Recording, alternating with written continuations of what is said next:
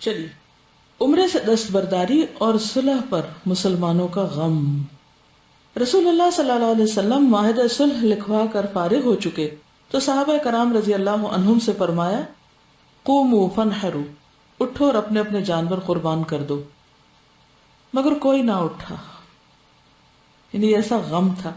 یہ ایک واحد موقع ایسا، حتیٰ کہ آپ صلی اللہ علیہ وسلم نے یہ بات 3 بار کہی مگر کوئی نہ اٹھا۔ آپ ام سلمہ کے پاس گئے اور ان سے اس کا ذکر کیا۔ انہوں نے مشورہ دیا کہ آپ اٹھ کر اپنا جانور ذبح کر دیں اور اپنا سر مڈالیں اور کسی سے کوئی بات نہ کریں۔ بعض اوقات ایسا تھا نا کہ آپ دوسروں کو کوئی کام کرنے کے لیے کہتے ہیں لیکن وہ بات نہیں مانتے۔ گھر میں ہیں، آپ بچے کو کہتے ہیں یہ کر لو یہ کر، تو پھر ماں جب خود اٹھ جاتی ہے اور کام شروع کرتی ہے تو پھر کیا ہوتا ہے، سارے آ جاتے ہیں۔ حضرت ام سلمہ کا مشورہ بہت ہی حکیمانہ تھا۔ ایک اور بات یہ ہے کہ نبی صلی اللہ علیہ وسلم ازواج سے مشورہ کر رہے ہیں۔ ہمارے ہاں یہ مردانگی کے خلاف ہے کہ بیوی سے کوئی سیاسی، حکومتی اور بین الاقوامی معاملات میں کہیں کو مشورہ کیا جائے، اور یا یہ کہ مسلمانوں کے اجتماعی امور میں۔ آپ نے یہی کیا اور مشرکین کو جلانے بنانے کے لیے ابو جہل کا ایک اونٹ بھی ذبح کیا، جو جنگ بدر میں شاید آپ کے ہاتھ آیا ہو، جس کی ناک میں چاندی کا ایک حلقہ تھا، وہ پہچان تھی اس کی۔ آپ کو دیکھ کر صحابہ کرام نے بھی اپنے اپنے جانور ذبح کر دیے اور اپنے سر مڈا لیے، مگر غم کے سبب ان کی کیفیت یہ تھی کہ لگتا تھا کہ ایک دوسرے کو قتل کر دیں گے۔ ظاہر اللہ کے گھر سے روکے گئے تھے اور ساری شرائط ایسی تھیں جس میں ان کو بظاہر ہزیمت نظر آ رہی تھی۔ اس موقع پر گائے اور اونٹ 7 آدمیوں کی طرف سے ذبح کیے گئے۔ صحابہ کرام رضی اللہ عنہ کے غم کی 2 وجوہات تھی۔ ایک یہ کہ عمرہ کیے بغیر واپس ہو رہے تھے، دوسری یہ کہ صلح میں فریقین میں برابری نہ تھی، کیونکہ طے یہ ہوا تھا کہ مسلمانوں کے پاس کوئی آئے تو مسلمان واپس کر دیں گے اسے، لیکن قریش کے پاس کوئی جائے تو اسے قریش واپس نہ کریں گے۔ رسول اللہ صلی اللہ علیہ وسلم نے انہیں پہلی وجہ کے متعلق مطمئن کیا، ہم اگلے سال عمرہ کریں گے، لہذا خواب سچا ہے اور صلح کی اس دفعہ میں مسلمانوں کے جذبات کی رعایت کی گئی ہے۔ صلح کی اس دفعہ میں مسلمانوں کے جذبات کی رعایت کی گئی، ایسا تو نہیں کہ تمہیں بالکل روک دیا گیا، تم عمرہ کرو گے، ہوگا۔ اس کا مثبت پہلو دیکھو، یہ بھی تو ہو سکتا تھا کہ یہ کہا جاتا کہ مسلمان کبھی عمرے کے لیے نہیں آ سکتے۔ اچھا، ہوتا یہ ہے کہ ہم کہتے ہیں یا پوری چیز مل جائے تو یا کچھ بھی نہیں چاہیے، جو مل رہا ہے اس پہ نہیں راضی ہوتے۔ تو یہاں پر آپ کہتے ہیں کہ دیکھو اس میں تم پازیٹو سائڈ کو دیکھو کہ یہ تمہارے جذبات کی رعایت ہے، عمرہ کرو گے تم آ کے، اور خواب سچا ہے۔ اچھا، ہم عام طور پہ جذبات میں آ کے وہ جو خیر کا پہلو ہوتا ہے وہ بھول جاتے ہیں، اس پہ پردہ پڑ جاتا ہے، وہ نہیں نظر آتا۔ اور دوسری وجہ کے متعلق یہ کہہ کر مطمئن کیا کہ ہمارا جو آدمی ان کے پاس چلا گیا، اللہ نے اسے دور کر دیا، اس کو ہم نے کرنا کیا ہے جو ہمیں چھوڑ جائے؟ ہم اسے لا کے کیا کریں گے سوائے اس کے کہ وہ ایک بوجھ ہو ہم پر۔ اور ان کا جو آدمی ہمارے پاس آئے گا، اللہ اس کے لیے کشادگی اور پناہ کی جگہ بنائے گا۔ ضروری تو نہیں کہ ہم ہی پناہ دیں، کوئی اور جگہ بھی ہو سکتی ہے۔ اس سے بڑی کوئی سوچ ہو سکتی کہ اتنی پریشان کن بات کے اندر سے بھی مثبت پہلو نکال لیا؟ یہ صرف وہی سوچ سکتا ہے کہ جس کا ایمان واقعی مکمل ہو اور وہ واقعی سوچتا ہو اور جذبات سے بالا ہو کر سوچتا ہو۔ کیونکہ ہمیں جب کوئی ایک بات کسی کی بری لگ جاتی ہے نا، ہم وہاں سے نا دروازہ بند کر لیتے ہیں، بلاک کر لیتے ہیں، آگے اور تو کچھ سوچنا ہی نہیں چاہتے، اسی پہ اڑ جاتے ہیں، اسی ضد کا شکار ہو جاتے ہیں۔ عقل مند کون ہے؟ کون؟ جو کسی بھی چیز کو انا کا مسئلہ نہ بننے دے، اپنے ہاتھوں کوئی ایسی گرہ نہ لگائے جو اسے خود ہی نہ کھولی جائے۔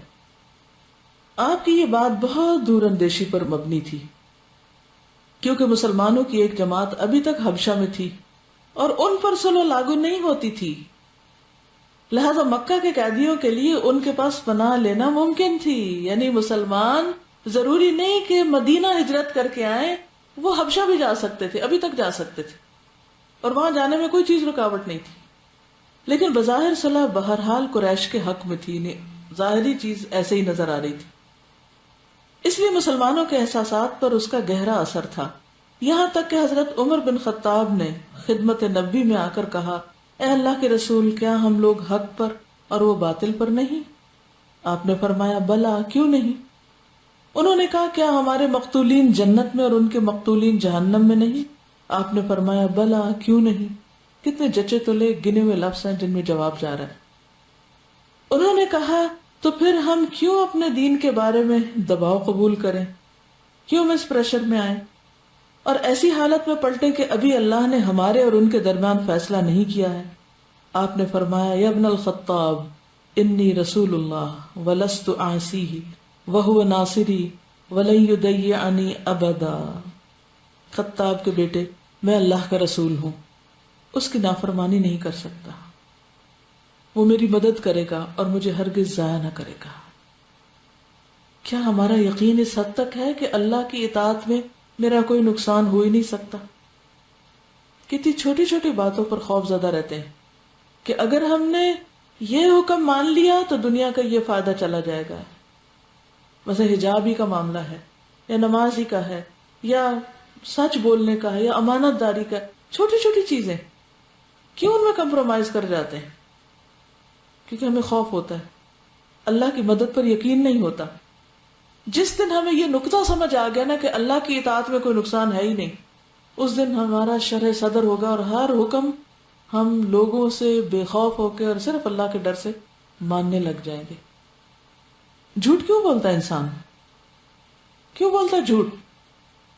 کتنا جگہ جگہ رگ رگ میں لوگوں کے جھوٹ گھس گیا ہے، اس کو کوئی چیز ہی نہیں سمجھتے، جبکہ صحابہ کے نزدیک سب سے بڑی برائی جھوٹ تھی۔ ہاں؟ جھوٹ کیوں بولتے ہیں؟ دنیاوی فائدے کے لیے۔ جس دن ہمیں یہ یقین ہو گیا کہ سچ بولنے میں فائدہ ہی فائدہ ہے، اور سچ بول کے کوئی اگر وقتی نقصان ہوگا تو بھی اصل میں فائدہ ہی ہوگا، کیونکہ اللہ کی اطاعت میں فائدہ ہی فائدہ ہے، تو پھر انسان سچ بولتے ہوئے ڈرے گا نہیں، کیونکہ سچ انسان کو بہادر بنا دیتا ہے۔ لیکن ہم وقتی خوف کا شکار ہو کے جھوٹ پر آ جاتے ہیں، تو نتیجہ کیا ہوتا ہے؟ جو کام نہیں ہونا تو ویسے ہی نہیں ہونا، جھوٹ بول کے ہو تھوڑی جانا ہے۔ بعض لوگ رشتوں کے معاملے میں کیسے کیسے جھوٹ بولتے ہیں، لیکن آپ کو پتہ ہے کہ وہ آخر میں جا کے پھنستے کیسے ہیں؟ پھر کئی لوگ کاروبار میں جھوٹ بولتے ہیں اور کئی جگہوں پہ جھوٹ بولتے ہیں، اس وقت تو کچھ انہیں بہت بڑا فائدہ نظر آتا ہے مگر انجام اچھا نہیں ہوتا۔ یہاں وقتی طور پر تو تکلیف نظر آ رہی ہے لیکن انجام بہت اچھا ہے، یہ بات سمجھنے کی ہے۔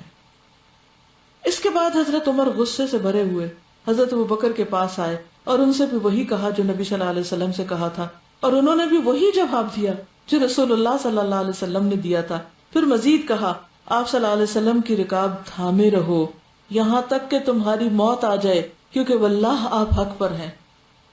یعنی اس غم اور غصے کی وجہ سے آپ کو چھوڑ کر نہیں جانا، کیونکہ یہ سارے موقع ہماری آزمائش کے ہوتے ہیں، امتحان کے ہوتے ہیں کہ ہم پھر بھی دین کا کتنا ساتھ دیں گے۔ بہت دفعہ ایسا ہوتا ہے نا کہ جب حالات بہت تنگ ہو جاتے ہیں تو ہم سب سے پہلا فیصلہ کیا کرتے ہیں؟ دین کا کام چھوڑنے کا۔ پڑھائی چھوڑ دو، پڑھنا چھوڑ دو، کسی کی خدمت مدد کر رہے ہو وہ چھوڑ دو، کسی کاز یا مشن کے لیے نکلے ہو اس سے پیچھے ہٹ جاؤ، کیونکہ یہ سارے مسائل تو کھڑے ہی دین کی وجہ سے ہوئے ہیں، اس لیے جب دین چھوڑ دو گے یا دین کا کام چھوڑ دو گے تو مسئلے حل ہو جائیں گے، حالانکہ ہرگز حل نہیں ہوتے، وقتی طور پہ دب جاتے ہیں، حل نہیں ہوتے۔ لیکن جہاں انسان ثابت قدمی اختیار کرتا ہے وہاں پھر وہ ٹیسٹ میں پاس ہو کر اللہ کی مدد کا مستحق ہو جاتا ہے۔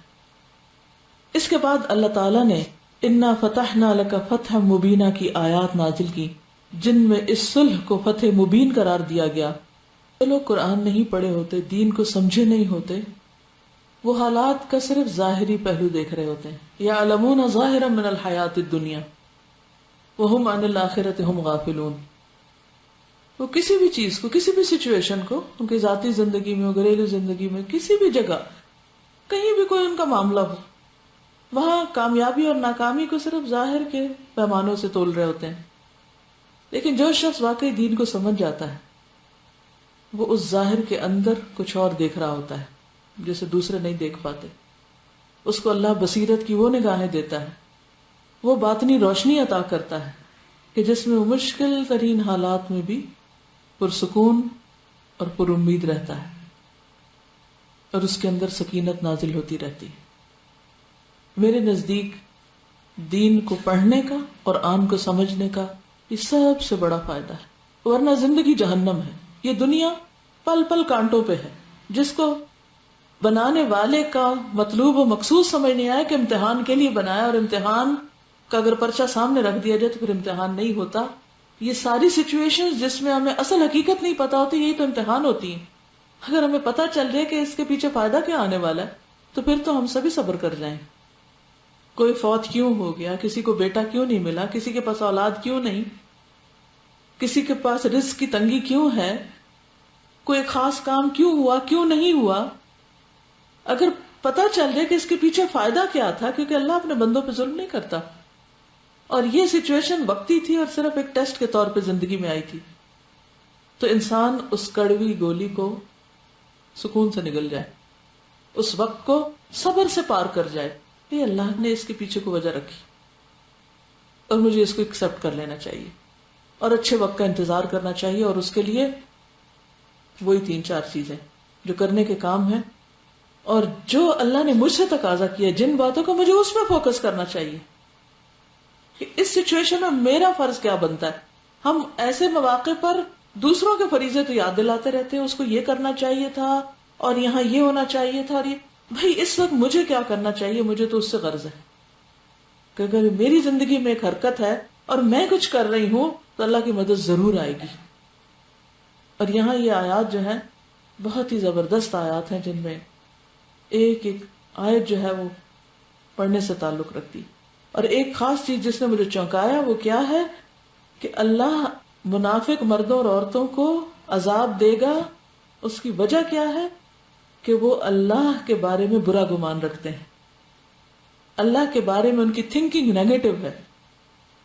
تو گویا یہ جو نیگیٹو تھنکنگ ہے خصوصاً اللہ رسول کے بارے میں، دین کے بارے میں، یہ انسان کے اندر کی منافقت کی علامت ہے، اور اس پر پکڑ ہوگی اور سخت سزا ملے گی. اصل تزکیہ یہی ہے کہ انسان ان کیفیات سے باہر آ جائے، اس حد تک اس کو روشنی نصیب ہو جائے کہ وہ اللہ کے بارے میں اس کا گمان اچھا رہے. سخت سے سخت تکلیف میں وہ کہے کہ میرا رب بڑا ہی مہربان ہے، وہ مجھ پہ ظلم نہیں کر سکتا. یہ ایک میرا علاج ہو رہا تھا، اس وقت میں ایک آپریشن سے گزر رہا تھا، سرجری ہوئی ہے میری، اور یہ کڑوے حالات میرے لیے میڈیسن ہے. جب یہ آیات نازل ہوئی اس سے ان کے دل کو سکون ہو گیا. بہت اہم لیسن ہے. اور وہ کیا کہ جب لوگوں کے رویے پریشان کر رہے ہو، سچویشن سمجھ نہ آ رہی ہو، اپنے آپ کا کیے پر کچھ کنفیوژن ہو رہی ہو، کھولیے قرآن اور پڑھیے. اللہ تعالیٰ آپ کو جواب دے گا اور آپ کا دل واقعی پرسکون ہو جائے گا، اور آپ کو لگے گا کہ اچھا یہ آیت قرآن کے اندر ہے. بعد میں حضرت عمر کو اپنی اس تقصیر پر سخت ندامت ہوئی کہ یہ میں نے کیا کیا، کیوں میں نے غصہ کیا. اور اس کی تلافی کے لیے انہوں نے بہت سے اعمال کیے، برابر صدقہ و خیرات کیا، روزے رکھے، نماز پڑھی، غلام آزاد کیے، یہاں تک کہ خیر کی امید بندھی. صرف یہ تھوڑی دیر کا کلام جس کے لیے ان کے پاس جسٹیفیکیشن تھی، وہ چاہتے تو اپنے آپ کو جسٹیفائی کر کے کہتے میں ہی ٹھیک تھا نا، بس بات ختم. ہم غلطی بھی کریں تو جسٹیفائی کر لیتے ہیں. بہت دفعہ ایسا ہوتا ہے کہ ہمیں کسی حق بات پر غصہ آ جاتا ہے اور پھر دوسرا شخص اس کو نہیں سمجھتا، اور ہم اپنے آپ کو یہ یقین دلا کر کے ہم حق پر تھے نا، اب ہمیں معافی کی کیا ضرورت ہے. نہیں، اس پر بھی اگر دل میں بے چینی ہے تو کریے صدقہ خیرات، رکھیے روزہ، کریے توبہ، کیونکہ انزل السکینہ ضروری ہے. مہاجر عورتوں کا قضیہ.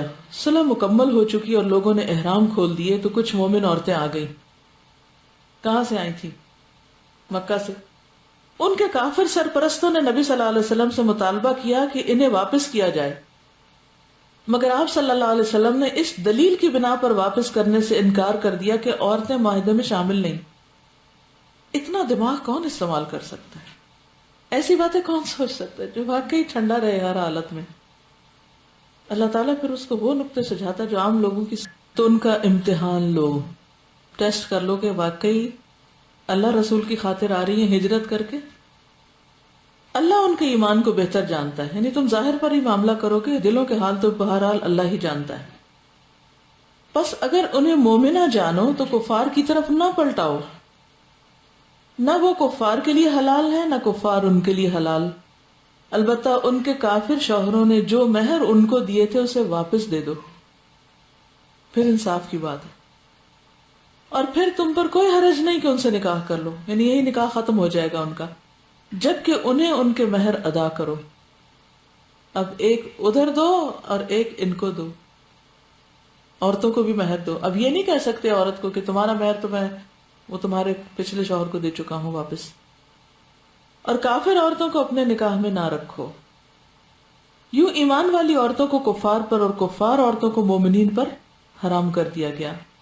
اس کے بعد رسول اللہ صلی اللہ علیہ وسلم ہجرت کر کے آئیں جب تمہارے پاس مومن عورتیں آئیں اور اس بات پر بیعت کریں، عہد کریں کہ وہ اللہ کے ساتھ کسی کو شریک نہ کریں گی، چوری نہ کریں گی، زنا نہ کریں گی، اپنی اولاد کو قتل نہ کریں گی، اپنے ہاتھ پاؤں کے درمیان سے کوئی بہتان کھڑ کر کے نہ لائیں گی، اور کسی معروف بات میں تمہاری نافرمانی نہ کریں گی، یعنی اطاعت کریں گی رسول صلی اللہ علیہ وسلم کی، تو ان سے بیعت لے لو.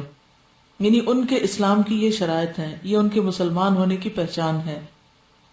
اور ان کے لیے اللہ سے مغفرت کی دعا کرو، یقیناً اللہ غفور الرحیم ہے. چنانچہ جو عورت ان شرائط کا اقرار کرتی کہ ان احکامات کو وہ مانے گی، اس سے آپ فرماتے قد بایعتکی، میں نے تم سے بیعت لے لی. صرف زبان سے کہتے، مصافحہ نہ فرماتے، اور پھر اسے کفار کو واپس نہ کرتے.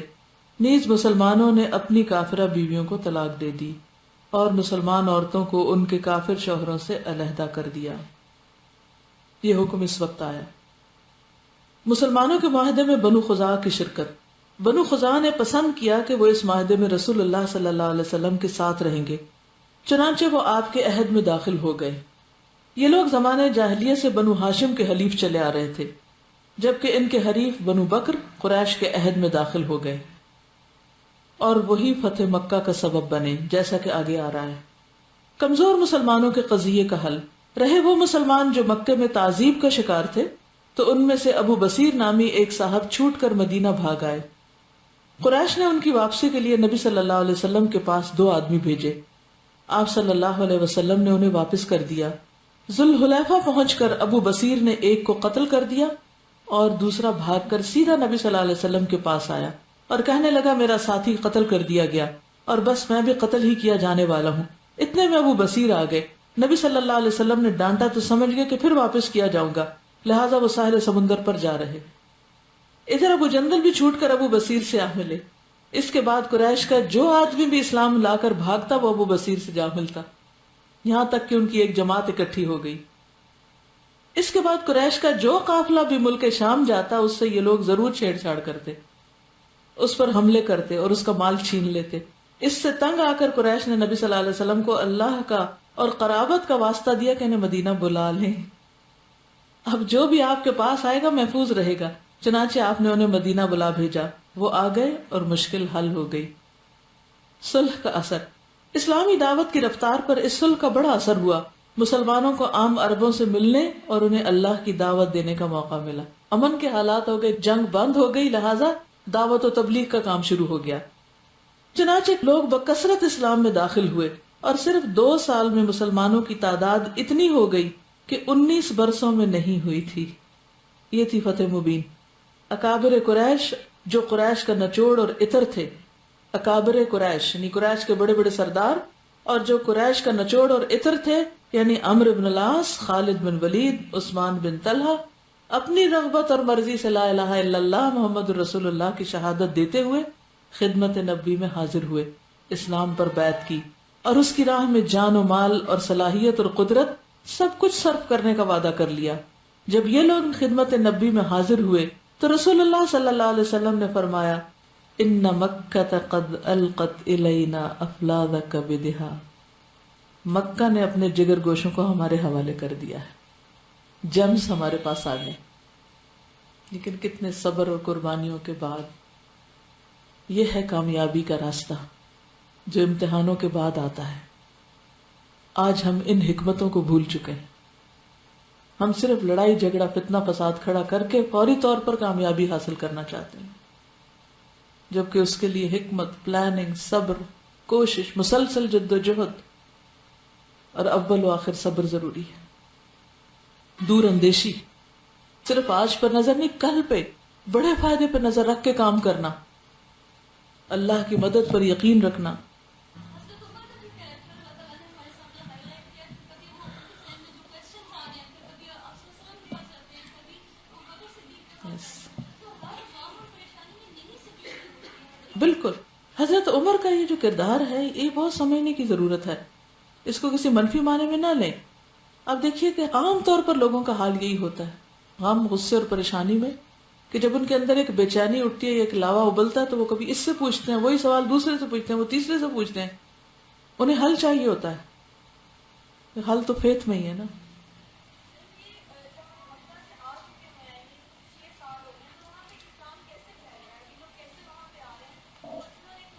دیکھیے وہاں کچھ لوگ ابھی تک ایسے تھے جو چھپ کے مسلمان تھے، وہ خفیہ خفیہ ایک دوسرے کو اسلام کی دعوت دے رہے تھے، اور خبریں تو دونوں طرف کی پہنچ رہی تھی، کردار دونوں طرف کا واضح ہو رہا تھا۔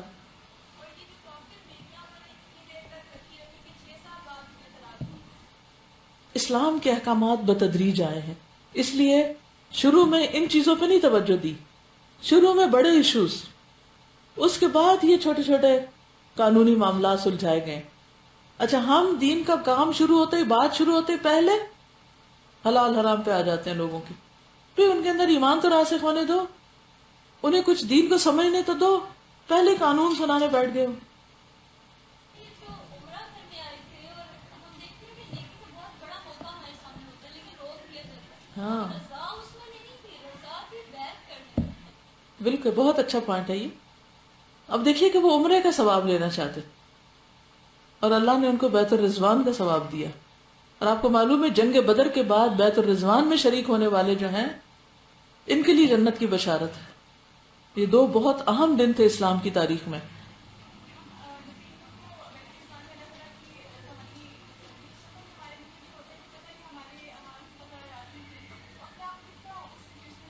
یہی طریقہ آپ دیکھیے کہ جیسے وہ بات ہوئی تھی نا کہ بعض اوقات انسان عمل کے ذریعے یعنی عمرے کے ذریعے بڑا درجہ حاصل نہیں کر سکتا جتنا کہ اس مرضی کے خلاف سچویشن پر صبر کر کے امتحان میں پڑھ کے عمرے والے سے بھی زیادہ آگے جا سکتا ہے۔ لیکن ہم کہتے لو ہم تو بد نصیب، قسمت پھوٹی، ہم کو تو عمرے پر جانے کا موقع نہیں ملا اور وہ وہاں پہنچ گیا۔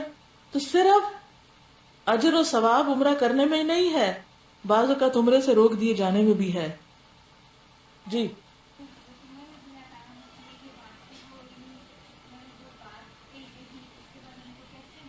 جی بالکل، یعنی تو باتیں تو کر لی ہیں، ہم سب سے ایسی باتیں ہو جاتی ہیں، لیکن اس کے بعد توبہ کا رستہ ہمیشہ کھلا ہے۔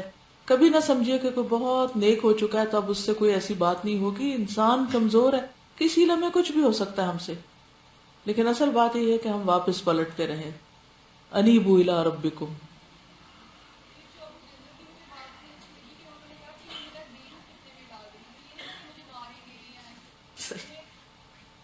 ذات سے زیادہ دین کی فکر تھی، یہ میرے دین کو فتنے میں ڈالیں گے، یہ نہیں کہا مجھے ماریں گے لہٰذا مجھے بچا لو۔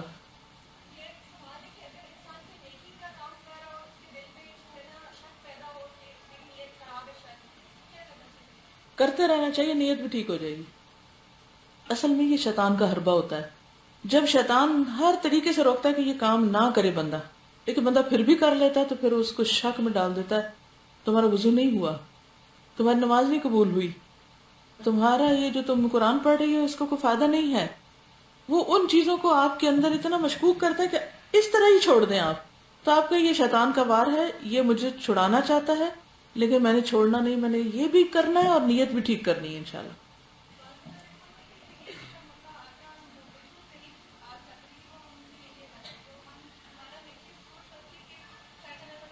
ہاں بالکل، یہ بھی شیطان کا وسوسہ ہوتا ہے، کیونکہ اللہ تم سے ناراض تھا نا، اس لیے تم سے نیکی کا موقع چلا گیا، لہٰذا تمہارا تو کوئی کام قبول ہی نہیں، اس لیے بس اب ادھر ہی بیٹھ جاؤ، آگے بڑھنے کی ضرورت نہیں۔ آزمائش جو ہوتی ہے نا وہ انسان کے کسی کیے کی بنا پہ آتی، اور اللہ تعالیٰ اس سچویشن میں ڈال کے انسان کو غلطی دکھا دیتا ہے، اس کو وہ اپنی کمزوری نظر آ جاتی ہے پھر، یعنی آزمائش آتی ہے انسان کی اصلاح کے لیے، اور عذاب ہوتی ہے بیسیکلی پنشمنٹ. جب آزمائشوں سے انسان نہیں سمجھتا تو الٹیمیٹلی انسان کو پھر عذاب دے کے ختم کیا جاتا ہے. ایسا تو نہیں ہے کہ ہمارے پہ آزمائش آتی ہے اور ہم نہیں سمجھتے کہ وہی آزمائش عذاب ہے، اگر سمجھ آنا تو جی آزمائش بالکل. عذاب ہے. جی کیونکہ آپ دیکھیے اگر آزمائشوں کا فلسفہ سورۃ الاعراف کے شروع میں پڑھیے کہ قوموں کے اوپر اللہ نے اچھے برے حالات ڈال کر ان کو امتحان میں ڈالا، جب نہیں سمجھے تو پھر عذاب میں مبتلا کیا. آج کے لیے اتنا کافی، کچھ چیزیں میری ابھی رہتی ہیں جو اس کتاب میں نہیں ہیں، کچھ ایڈ کرنا مجھے. انشاءاللہ کل پھر اس پہ بات کر کے پھر اگلے چیپٹر پہ جائیں گے. اوکے، السلام علیکم ورحمۃ اللہ وبرکاتہ.